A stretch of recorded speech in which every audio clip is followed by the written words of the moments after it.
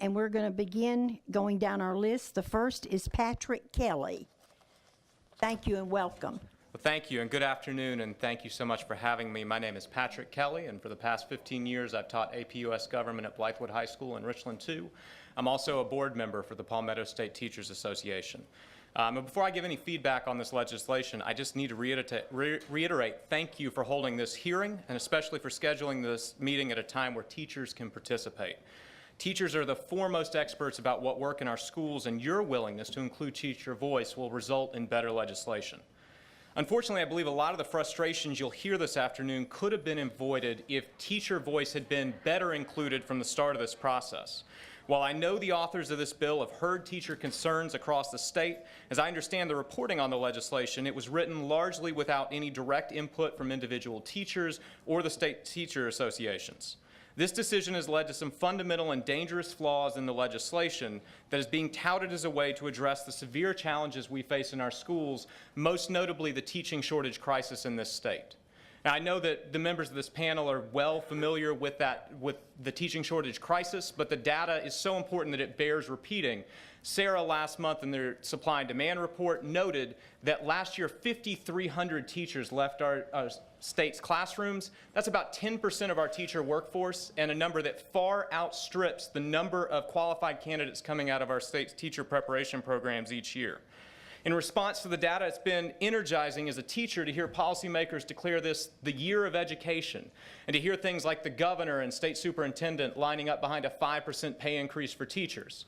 Although I'd note that I think that the PSTA proposal for a 10% pay increase would do a better job bringing teacher salaries back in line to the stagnant growth in real dollars we've experienced in the last 10 years. And I like Mr. Gilliard's proposal of 15% even better.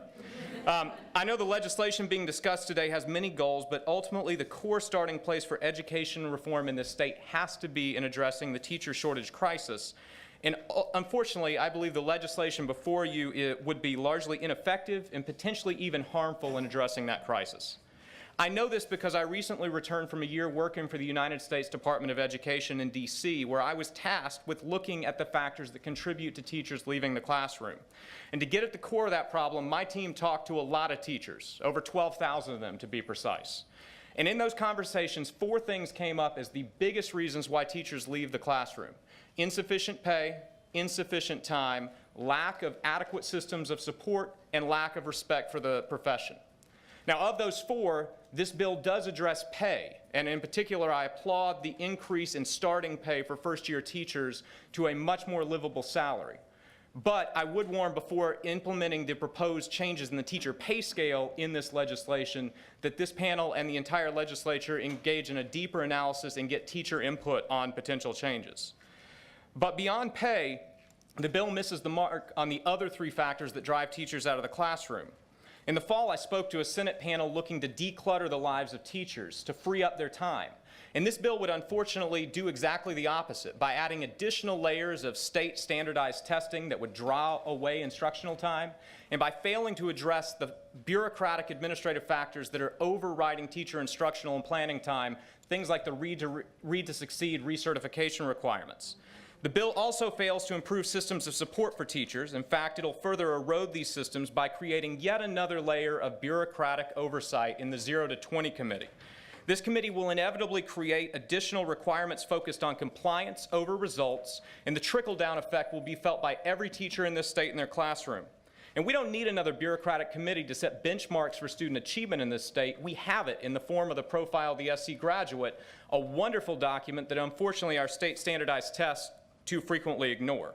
But finally, this bill fails to show any real respect for the teaching profession.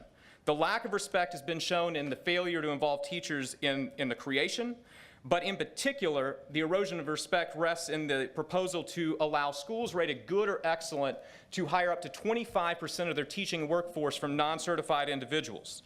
At the surface, this may sound good, but I don't see any rationale. Non-certified individuals will be more likely to leave the classroom and to not stick. We know this from research when it comes to people that have gone through ALT certification. But at a deeper level, it shows an alarming lack of respect for teaching as a profession. And I would leave this panel with this question.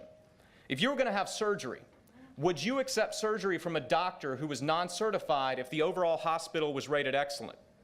I assume the answer is no. But you're asking our students to do the exact same thing, and this is educational malpractice for students and shows an alarming lack of awareness for the artistry, knowledge, experience, and skills necessary to do great teaching. So I would encourage you to revisit that part of the law, and I thank you for your time.